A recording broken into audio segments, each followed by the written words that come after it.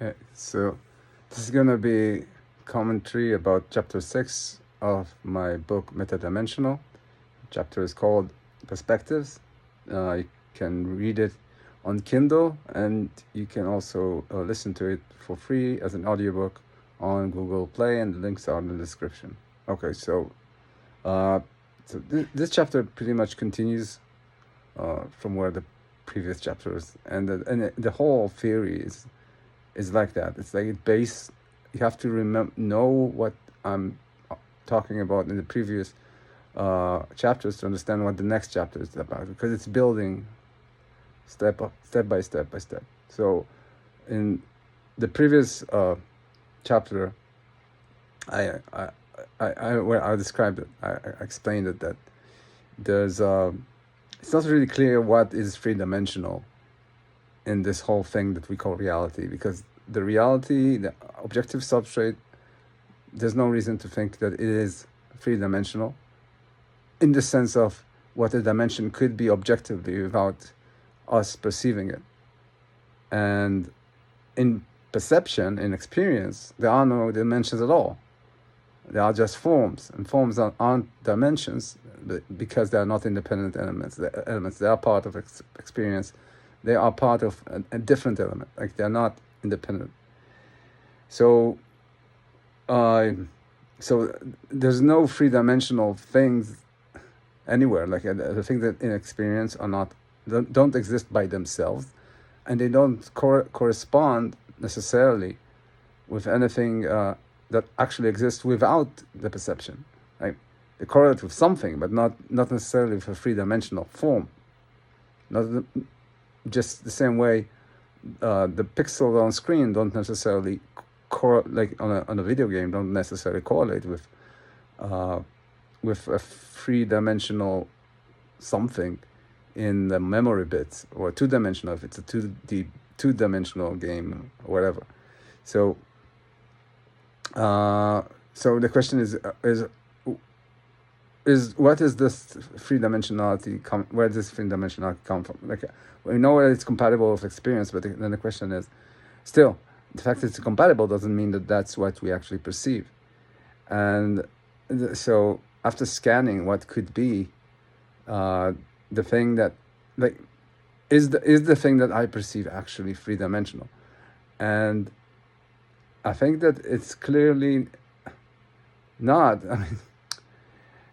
I mean, ask yourself: do you perceive forms, separate forms? How many? How many forms are you perceiving right now?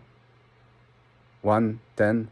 No, it's probably close to infinite. Like, you cannot actually pinpoint how many things you perceive that you could take notice of if you chose to. Because that's not how you perceive. You're not perceiving forms. The thing that the connection between, or your relation with the objective substrate, isn't with like just a small amount of forms. Like, if you see a circle, it's not like you see a circle and everything black around it.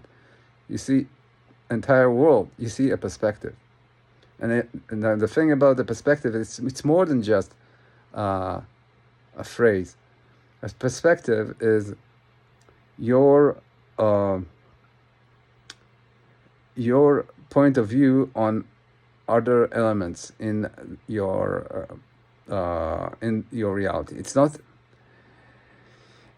that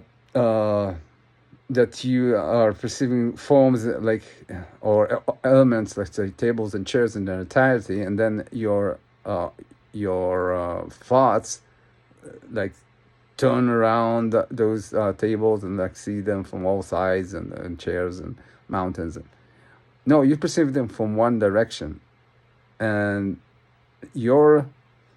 by perceiving them as one dimension, not as one dimension, as one from one point of origin, then it puts you inside the forms. And when it puts you inside the forms, the perspective, then you are capable of actually enacting yourself, like being inside that world. that you perceive. If you just see forms, they're not, and you are not in them, you're not in the world that they're, then that's not uh, that's not the world you are in. That's not just the world you observe from from far. Perspectives put you inside the behind the wheel of your avatar in this reality. And notice that what this means, like, okay, so you have three-dimensional forms that are described by 1, 2, 3, let's say, coordinates, width, height, depth. But to create a perspective, you need to take all these forms and add another element, which is the point of origin. So that's your point of the direction from which you are observing reality or physical reality. So what the body actually delivers you is the four-dimensional, or at least, well, this will continue on, but it's not three-dimensional. It's not just forms, separate forms. That the body constantly gives you a stream of all of three-dimensional forms merged by another dimension, which is your point of origin. Now, this is not just goes beyond just like playing with words. Think about it. What puts you inside reality? You are an experiential agent. You have your experience, and you have these elements that are seemingly physical, seemingly do things by themselves. What puts you in it? Why do you think you are inside the world that you perceive? The reason is because the body makes sure that you feel that, and the way it does it is that by putting you inside that reality through your perception. If it didn't do that, you just look at it as, if we think about it as a hypothetical, it's not a real thing that you are in. But so the thing is this. This is more than just playing with words. When you see reality this way, when you're thinking that, when you understand that your experience is separate from the objective substrate, that there are two aspects of the same reality, but they are always separate, and the thing that puts you inside that reality is just a perception, just your perception, just the delivery of perspectives into your perception. Then, what is it? Think about what is all this physical world that we are in. It's not the objective substrate. It's not experience.